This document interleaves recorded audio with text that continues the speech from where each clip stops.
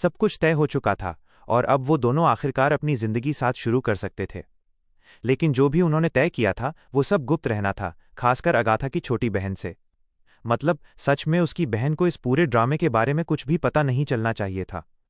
Agatha तो उस नागभौं चढ़ाने वाले लड़के पर इतनी फिदा थी कि अगर क्लोई की एडवांस पेमेंट भी ना होती तो भी वो उसके साथ रहती। उन्होंने नोएल पर भरोसा किया और उससे कहा कि वो एक नकली कॉन्ट्रैक्ट तैयार करे जिसे रॉयल फैमिली को भेजा जा सके। अब बस एक चीज तय करनी थी, दहेज। लेकिन जो सिपाही महीने की तनख्वाह पर गुजारा करता है उसके पास भला कैसा दहेज होगा? आर्चड्यूक कर्टिस शेनबर्ग ने एक आंकड़ा बता दिया, 80 मिलियन। डचेस ग्लिंट ट्रांस का दहेज ऑफर भी उतना ही था, 80 मिलियन। अब दोनों परिवार आपस में मुकाबले पर उतर आए। ऐसे कॉन्ट्रैक्ट वाले सौदों में यही होता है।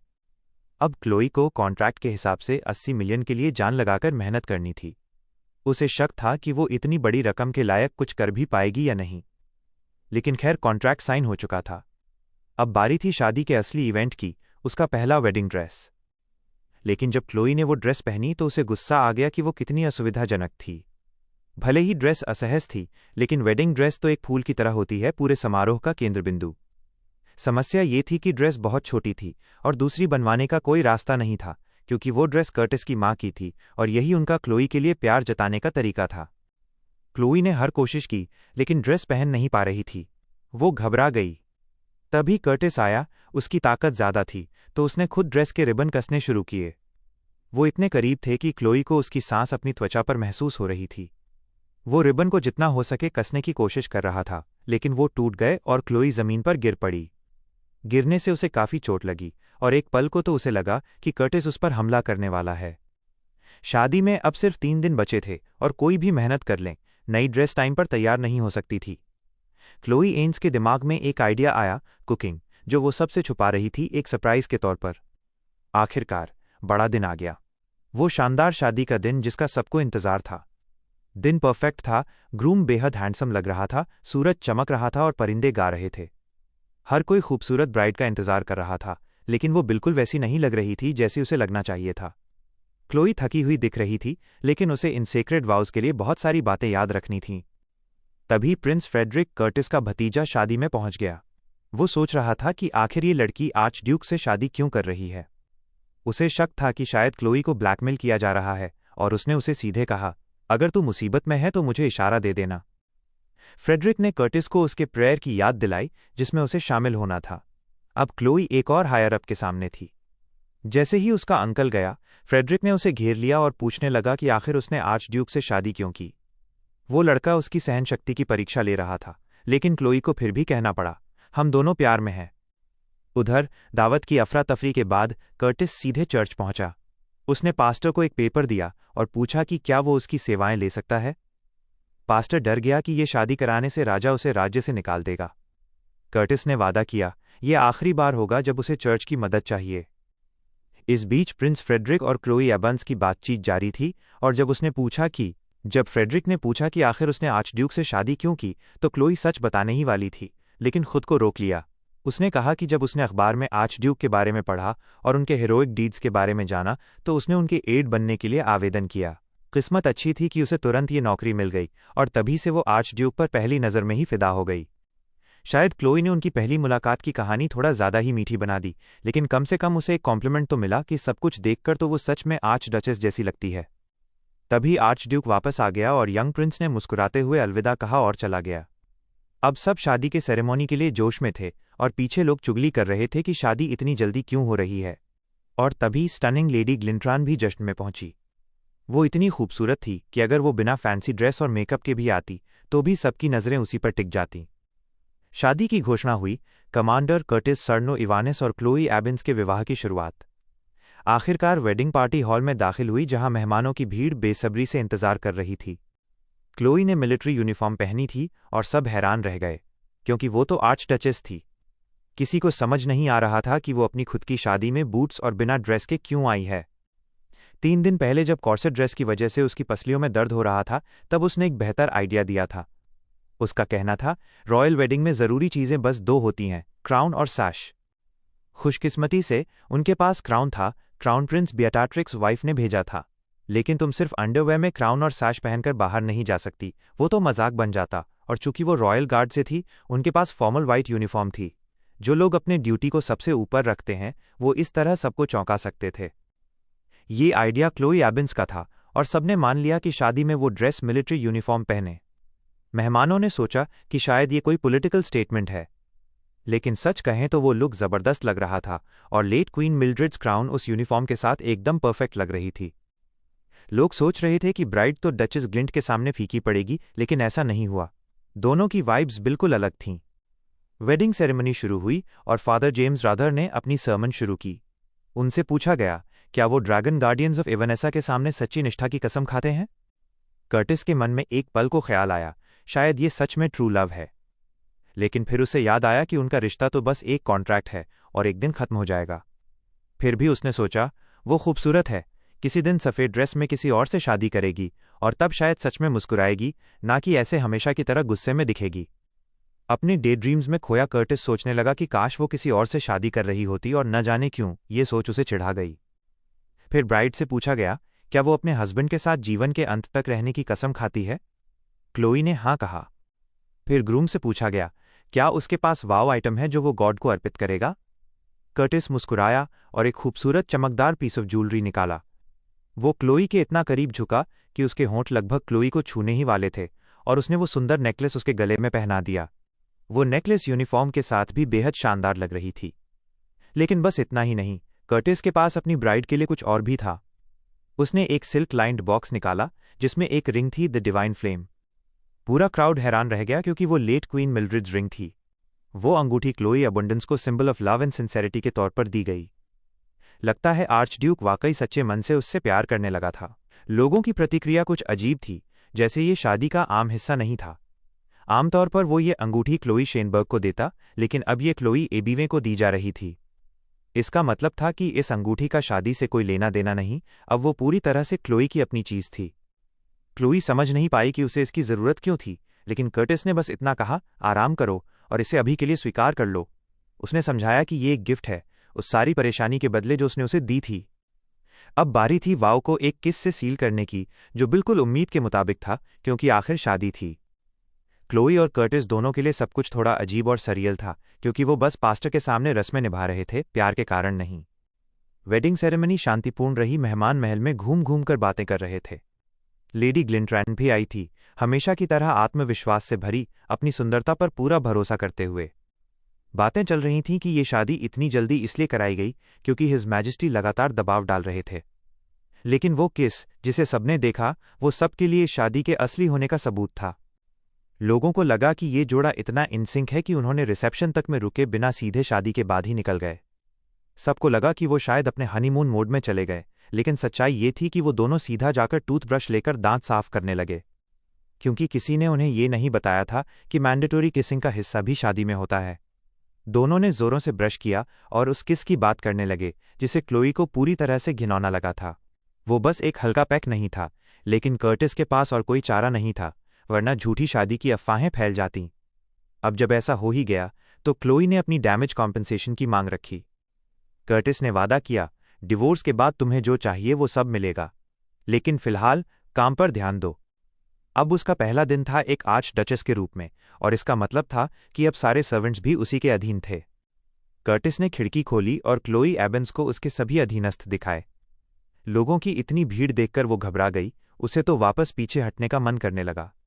करीब 80% लोग हिज मैजेस्टी के स्पाइस थे।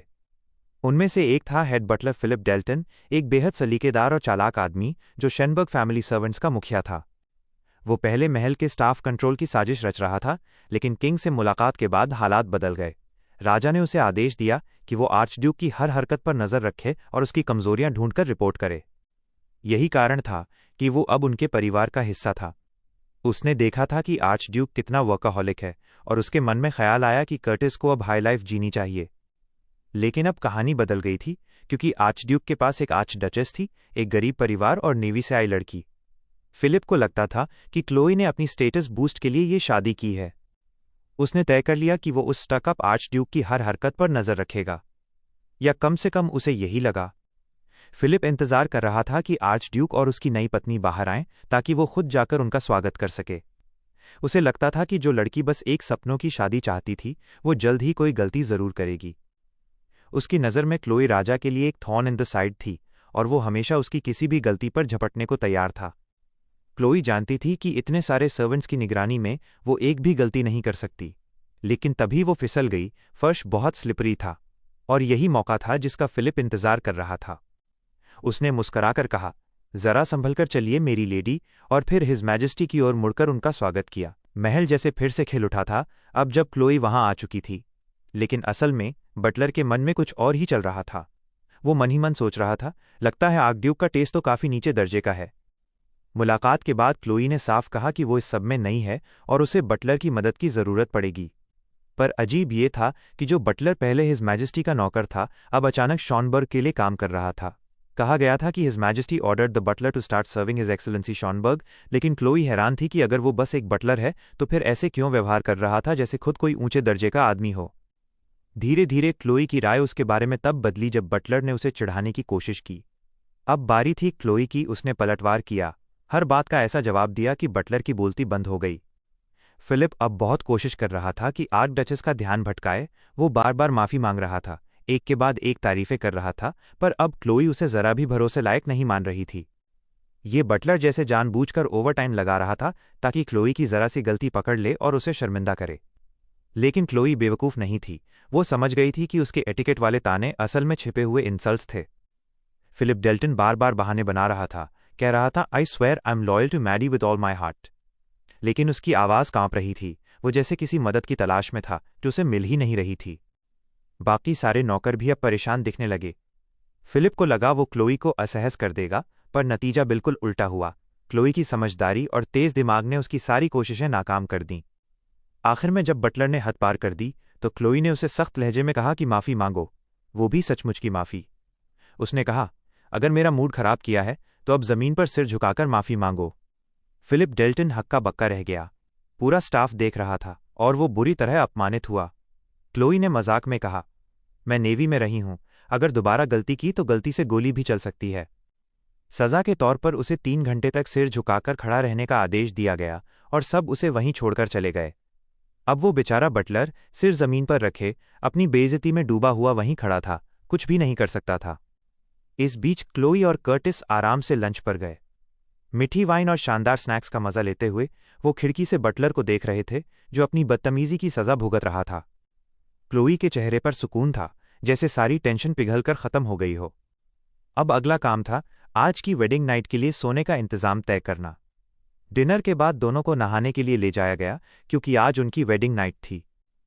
सब कुछ पहले से तैयार था, माहौल आरामदायक बना हुआ था। कर्टिस ने अपनी चुनी हुई दुल्हन क्लोई का हाथ थामा और उसे अपने कमरे की ओर ले गया। कमरा थोड़ा अंधेरा था, पर वहां हथियार साफ साफ दिख रहे थे, मानो जरा सी चूक पर इस्तेमाल हो सकते हों।